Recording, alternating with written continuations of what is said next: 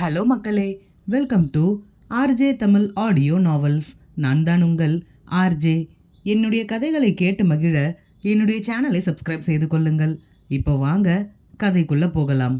கதையின் பெயர் அவனதிகாரம், அத்தியாயம் 68. மீரா, உனக்கு தான் எல்லா உண்மையும் தெரியுமே யாழ்னி, ஏன் இவ்வளவு நாளா என்கிட்ட எதையுமே சொல்லாமல் மறைச்ச? மீராவின் கேள்வியில் உள்ளுக்குள் யாழ்னிக்கு அதிர்வலைகள் ஏற்பட்டாலும் வெளியே நீங்க என்ன கேட்குறீங்கன்னு எனக்கு புரியல அத்த என்றாள். மீரா ஒரு விரக்தி புன்னகை சிந்தியபடி, நீங்க இவ்வளவு நேரம் உள்ள பேசிக்கிட்டு இருந்ததை நான் கேட்டேன். யாழ்னிக்கு என்ன கூறுவது என்று தெரியவில்லை. யாருக்கு உண்மைகள் தெரியக்கூடாது என்று இவ்வளவு நாள் பார்த்து பார்த்து பாதுகாத்து வைத்திருந்தார்களோ அவர்கள் வாயிலாகவே இவருக்கு அனைத்து உண்மைகளும் தெரிந்துவிட்டது. இப்பொழுது என்ன செய்வது என்று எதுவும் கூறாமல் அமைதியாக இருந்தாள். மீரா, அப்போ நீங்க யாரும் என்கிட்ட உண்மையை சொல்லக்கூடாதுன்னு மிரட்டுறதுக்காக தான் உன்னை அபி கல்யாணம் பண்ணியிருக்கானா? யாழ்னி, அப்படியெல்லாம் எதுவும் இல்லத்த. மீரா, பாவம், இவங்க எல்லாம் சேர்ந்து உன்னை ரொம்ப கஷ்டப்படுத்திட்டாங்கல்ல. இது எதுவுமே தெரியாமல் நான் எப்படி முட்டாள் மாதிரி இருந்திருக்கேன் பாத்தியா? யாழ்னி, ஐயோ அத்தை, ஏன் இப்படியெல்லாம் பேசுறீங்க? நீங்க நினைக்கிற மாதிரி எல்லாம் எதுவும் கிடையாது. நீங்க நினைக்கிற மாதிரி தான் நானும் ஆரம்பத்தில் நினச்சிக்கிட்டு இருந்தேன். ஆனால் எங்கள் குடும்பத்தை கஷ்டப்படுத்துறதுக்காக உங்கள் பையன் என்னை கல்யாணம் பண்ணலை. மீரா, வேற எதுக்காக பண்ணான்னு சொல்ல வர? அவன் உன்னை காதலிச்சேன்னு சொன்ன கதையெல்லாம் நீ நம்புறியா? எனக்கு நம்பிக்கை இல்லை. என் அப்பா சொல்லி தான் அவன் உன்னை கல்யாணமே பண்ணியிருக்கான். அப்புறம் எப்படி உன்னை காதலிச்சிருக்க முடியும்? யாழ்னியின் மனதையும் சேர்த்து குழப்பும்படி இருந்தது மீராவின் கேள்விகள். யாழ்னி, எனக்கு நீங்கள் கேட்குற கேள்விக்கு எல்லாம் என்ன பதில் சொல்கிறதுன்னு தெரியலை. இதுக்கெல்லாம் பதில் தெரியணும்னா நீங்கள் உங்கள் பையன்கிட்ட தான் கேட்கணும். மீரா, என்ன கேட்டாலும் அவன் வாயிலிருந்து உண்மையை வர வைக்க முடியாது யாழ்னி. நான் கூட அவன் உன் நிஜமாவே விரும்பி தான் கல்யாணம் பண்ணியிருக்கான்னு நினச்சிட்டேன். இப்போதான் எனக்கு எல்லாமே புரியுது. என்னால் உன் வாழ்க்கையும் சேர்ந்து இப்படி வீணாகிடுச்சு. யாழ்னி, அத்தை, நீங்கள் சொல்கிறதெல்லாம் உண்மைதான். இவங்க உங்களை வளர்த்தவங்களா இருந்தாலும் உங்கள் மேலே உயிரையே வச்சுருக்காங்க. அதனால தான் இப்படி எல்லாம் நடந்திருக்காங்க. நீங்கள் இப்படி கவலைப்படுவீங்கன்னு தான் உங்களுக்கு எந்த விஷயமும் தெரியாமல் பார்த்துக்கிட்டாங்க. இப்போ நீங்கள் கவலைப்படுற அளவுக்கு எந்த பிரச்சனையும் இல்லைத்த. எல்லாமே சரியாயிடுச்சு. இன்னும் ஒரே ஒரு விஷயம்தான் சரி பண்ணணும். உங்கள் பையனுக்கு அவங்க தாத்தா பண்ண விஷயம் எல்லாம் தெரிய வந்தா எல்லாமே சரியாயிடும். மீரா, நான் சொல்கிறேன் அவங்கிட்ட.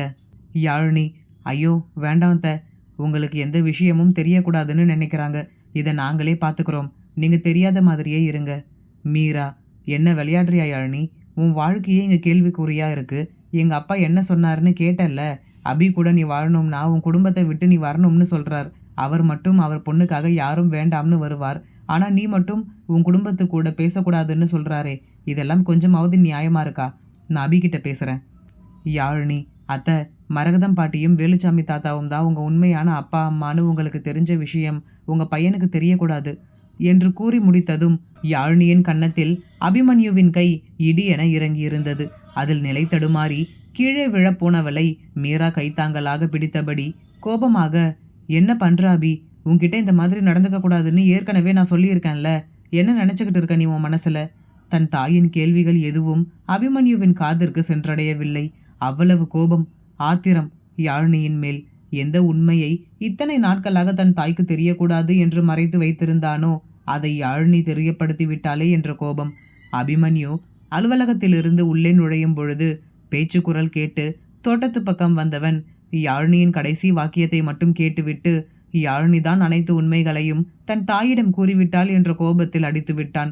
மீரா கோபமாக, உன்கிட்ட தான் பேசிக்கிட்டு இருக்கேன், கேக்குதா இல்லையா என்று ஒரு புறம் கத்தி கொண்டிருக்க அபிமன்யு யாழ்னியிடம், உனக்கு எவ்வளவு தைரியம் இருந்திருந்தா இப்படி செஞ்சிருப்ப? எப்படி நீ இந்த விஷயத்தை எங்கள் அம்மா கிட்ட சொல்லலாம்? கடைசியில் உனக்கும் உன் குடும்பத்து ஆளுங்க புத்தி தான் இருக்கு என்று கோபத்தில் திட்டினான் வெறுப்பான பார்வையுடன். யாழ்னிக்கு ஒரு நிமிடம் என்ன நடக்கிறது என்று ஒன்றும் புரியவில்லை. அவன் அடித்ததில் கன்னம் வேறு வின் வின் என்று வலிக்க வலியில் கண்கள் கலங்கிவிட்டது. ஒரு கையால் தன் கன்னத்தை தாங்கி பிடித்தபடி அதிர்ச்சியாக நின்றிருந்தாள். அபிமன்யு, எல்லாம் ஏன் தப்பு தான். உன் குடும்பத்தை பற்றி தெரிஞ்சிருந்தும் உன்னை போய் கல்யாணம் பண்ண பாரு. என்ன சொல்லணும்? அப்போவே உங்கள் அப்பா கூட நீ போகிறேன்னு சொன்னதும் போன அனுப்பிவிட்டு இருக்கணும். அப்போவே அனுப்பியிருந்தா இன்னைக்கு இந்த பிரச்சனை நடக்காமல் இருந்திருக்கும். எந்த விஷயம் யாருக்கு தெரியக்கூடாதுன்னு இத்தனை வருஷமாக நாங்கள் நினச்சோமோ இப்படி ஒரே நிமிஷத்தில் எல்லாத்தையும் போட்டு உடைச்சிட்டியே. உனக்கெல்லாம் கொஞ்சம் கூட அறிவே இல்லையா என்று நிறுத்தாமல் திட்டிக்கொண்டே இருந்தவனின் கன்னத்தில் பலார் என அறை விழுந்ததும் அபிமன்யு யாழ்னி இருவருமே அதிர்ச்சியாக பார்த்தனர். மீரா தான் அறைந்திருந்தார். மீரா, என்னடா நினச்சிக்கிட்டு இருக்க நீ உன் மனசில்? என்ன நினச்சிக்கிட்டு இருக்க? என்ன நடக்குது ஏது நடக்குதுன்னு எதையுமே கேட்க கூட மாட்டியா?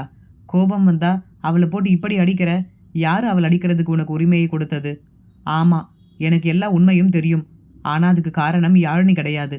அபிமன்யு தன் தாய் யாழினியை காப்பாற்றுவதற்காக தான் இப்படி கூறுகிறார் என்று எண்ணி, சும்மா சொல்லாதீங்க மாம். இவளை காப்பாத்துறதுக்காக நீங்களும் பொய் சொல்ல ஆரம்பிச்சிட்டீங்களா? மீரா, நான் யார்கிட்டையும் பொய்யும் சொன்னது கிடையாது, உண்மையையும் மறைச்சது கிடையாது என்றார் அபிமன்யுவை பார்த்து கோபமாக. சற்று நேரத்திற்கு முன்பு கிருஷ்ணமூர்த்தி யாழினியிடம் கூறிய அனைத்தையும் கூறியவர், போ போய் உன் தாத்தா கிட்ட கேளு. அவரும் நீயும் தானே சேர்ந்து எல்லா பிளானும் போடுவீங்க. நான் இப்போ சொன்னதெல்லாம் உண்மையா பொய்யான்னு அவர்கிட்டயே கேளு. அவர் சொன்னாதானே நீ நம்புவ. யாழினி தப்பே செஞ்சிருந்தாலும் நீ எப்படி அவளை அடிக்கலாம்? வந்ததும் என்ன நடந்ததுன்னு நீ முதலில் விசாரிச்சிருக்கணும். அதை விட்டுட்டு இப்படி போட்டு அடிக்கிற? நீ சொல்றது உண்மைதான். அன்னைக்கு அவங்க அப்பா கூட போறேன்னு சொன்னதும் அனுப்பி வச்சிருக்கணும்.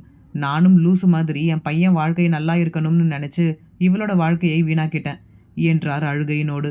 அபிமன்யு, மாம் சாரி மாம் என்றான் குற்ற உணர்ச்சியோடு. மீரா, போதும் அபி, போதும். நீ ரொம்ப பேசிட்ட.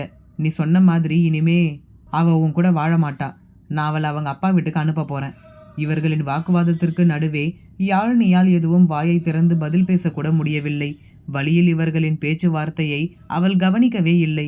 அபிமன்யு இயலாமையுடன், ப்ளீஸ் மாம், தெரியாம பண்ணிட்டேன். நான் விசாரிச்சிருக்கணும். தப்பு என் மேல தான், மன்னிச்சிருங்க. மீரா, ஒவ்வொரு தடவையும் தப்பு பண்ணிட்டு சாரி கேட்கறது ரொம்ப ஈஸி.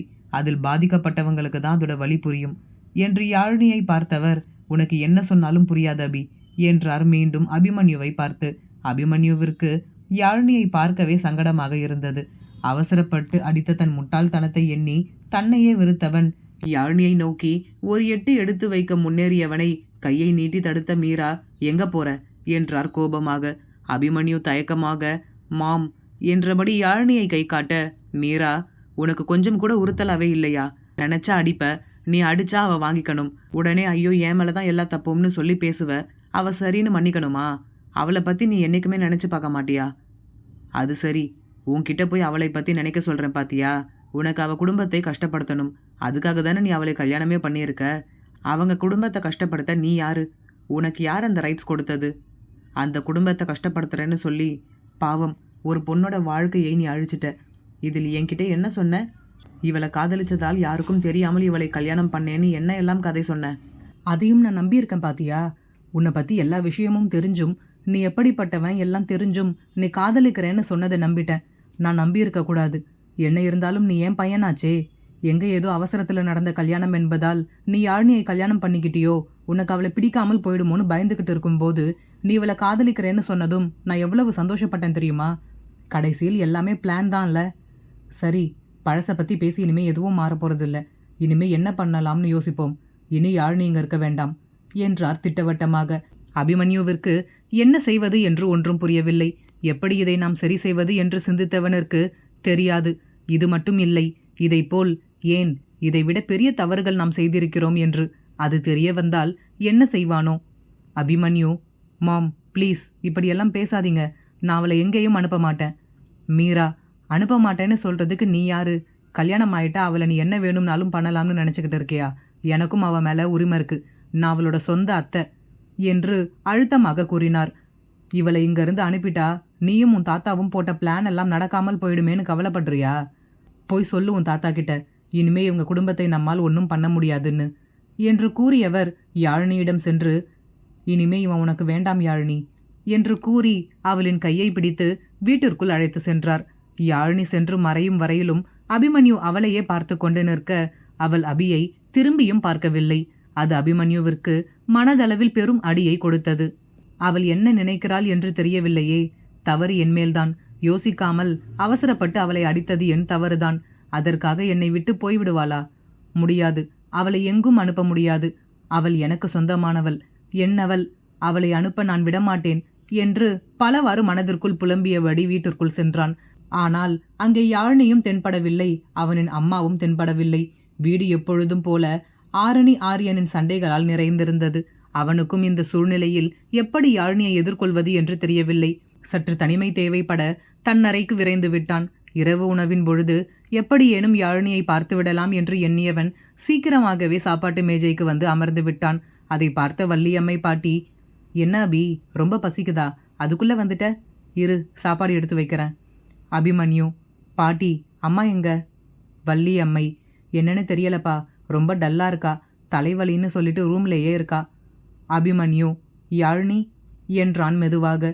வள்ளியம்மை, அவளா? அவ ஆர்னி கூட தான் இருந்தா. 2 பேரும் நாளைக்கு காலேஜ் போகிறாங்கல்ல, அது பற்றி ஏதோ பேசிக்கிட்டு இருந்தாங்க. நீ சாப்பிடுப்பா, நான் உனக்கு எடுத்து வைக்கிறேன். அபிமன்யு, ம் என்றவன் தன் பாட்டி பரிமாறிய உணவை மெதுவாக உண்ணத் தொடங்கினான். பிறகு ஒவ்வொருவராக சாப்பிட வரவும் மீராவையும் யாழ்னியையும் மட்டும் காணவில்லை. ஆரியன், என்னன்னா இன்னைக்கு ரொம்ப நேரமாக சாப்பிட்டுக்கிட்டு இருக்கீங்க? வள்ளியம்மை பாட்டிக்கும் அதே சந்தேகம்தான். எதுவோ சரியில்லை என்று தோன்றியது. அபிமன்யுவின் முகமும் சரியில்லை, அவனது நடவடிக்கையும் சரியில்லை. அதேபோல் மீரா மற்றும் யாழ்னியின் நடவடிக்கையும் சரியில்லை. என்ன நடக்கிறது என்று எப்படி கண்டுபிடிப்பது என்று சிந்தித்துக் கொண்டிருக்கையில்தான் ஆரியன் தன் வாயிலாகவே கேட்டுவிட்டான். அபிமன்யு, நத்திங். பிறகு கை கழுவி விட்டு தன் அறைக்கு செல்லும் வரையிலும் யாழ்னியை கண்களால் தேடிக்கொண்டே இருந்தான். ஆனால் எங்குமே அவளை காண முடியவில்லை. மீராவின் அறையில், மீரா, யாழ்னி, நான் உன்னுடைய அப்பாவுக்கு ஃபோன் பண்ணி வர சொல்கிறேன், நீ நாளைக்கே ஊருக்கு கிளம்பு. யாழ்னி, அத்தை என்றால் அதிர்ச்சியாக. மீரா, நான் நிஜமாக தான் சொல்கிறேன் யாழ்னி, இதுக்கு முன்னாடி ஒரு தடவை அவன் உன்னை அடிச்சிருக்கான். அப்போவே நான் அவனை வார்ன் பண்ணேன். ஆனால் எனக்கு அப்போ இந்த உண்மையெல்லாம் தெரியாது. ஆனால் இப்போ எல்லாம் தெரிஞ்சதுக்கப்புறம், தெரிஞ்சே என் கண்ணு முன்னாடி ஒரு பொண்ணோட வாழ்க்கை வீணாகிறத என்னால் பார்த்துக்கிட்டு சும்மா இருக்க முடியாது, அதுவும் என்னால். யாழ்னி, அப்படியெல்லாம் இல்லைத்த, நீங்கள் நினைக்கிற மாதிரி இல்லை. உங்கள் பையன் இப்போ நிறைய மாறியிருக்கார். யாழ்னிக்கு எப்படி மீராவை சமாதானம் செய்வது என்று தெரியவில்லை. யாழ்னிக்கும் அபிமன்யுவின் மேல் மலையளவு கோபம் இருக்கிறது. எப்படி என்னை அடிக்கலாம்? என் மேல் நம்பிக்கை இல்லையா? என்னை ஒரு வார்த்தை கூட கேட்காமல் எப்படி சந்தேகப்பட்டிருக்கலாம் என்று ஒரு புறம் கோபம் இருந்தாலும் அது வேறு. ஆனால் அவனை விட்டு போக அவளுக்கு ஏனோ மனம் தோன்றவில்லை. அந்த நேரம் சரியாக மரகதம் யாழ்னிக்கு ஃபோன் செய்ய அணைப்பை ஏற்ற யாழ்னி, ஹலோ பாட்டி. மரகதம், என்னாச்சு யாழ்னி, உன் குரலே சரியில்லை, அங்கே ஏதாவது பிரச்சனையா? மீரா வேற ஃபோன் பண்ணி எல்லா உண்மையும் தெரிஞ்சிருச்சுன்னு சொல்றா. அங்கே ஒன்றும் பிரச்சனை இல்லையே என்றார் பதட்டமாக. யாழ்னிக்கு அழுகை வந்துவிட்டது. தன் தாயை விட தனக்கு அனைத்து விதத்திலும் அறிவுரை கூறுவதும் ஆறுதல் கூறுவதும் பாட்டிதானே. அவரிடம் யாழ்னிக்கு எதையும் மறைக்க வேண்டும் என்று எப்பொழுதுமே தோன்றாது. தன் மனதில் இருப்பதை வெளிப்படையாக கூறிவிடுவாள். இப்பொழுதும் அதேபோல், பாட்டி, அத்தைக்கு எல்லா உண்மையும் தெரிஞ்சிருச்சு. ஆனால் அவர் நான் தான்னு நினச்சி என்னை அடிச்சிட்டார். மரகதம், அடிச்சிட்டாரா? என்னம்மா சொல்கிற? யாழ்னி, ஆமாம் பாட்டி, என்னை எதுவுமே ஒரு வார்த்தை கூட கேட்கவே இல்லை. மரகதம், முதலில் என்ன நடந்துச்சு? தெளிவா சொல்லு. எப்படி மீராவுக்கு எல்லா உண்மையும் தெரிந்தது? யாழ்னி ஆரம்பம் முதல் அன்று வீட்டில் நடந்த அனைத்து விஷயங்களையும் கூறி முடிக்க, மரகதம், இதை மீரா கேட்டதுக்கு பதிலா அபி கேட்டிருந்தா எல்லா பிரச்சனையும் என்னையோடு முடிந்திருக்கும் என்றார் ஆதங்கமாக. இனி நடக்கப் போவது என்ன? யாழ்னி அவளின் ஊருக்கே மீராவால் அனுப்பப்படுவாளா? மரகதம் பாட்டி இதை எப்படி கையாளப் போகிறார்? இனி வரும் அத்தியாயங்களில் பார்ப்போம். இந்த கதை பிடித்திருந்தால் மறக்காம லைக் பண்ணிட்டு அப்படியே சப்ஸ்கிரைப் பண்ணிடுங்க ஃப்ரெண்ட்ஸ்.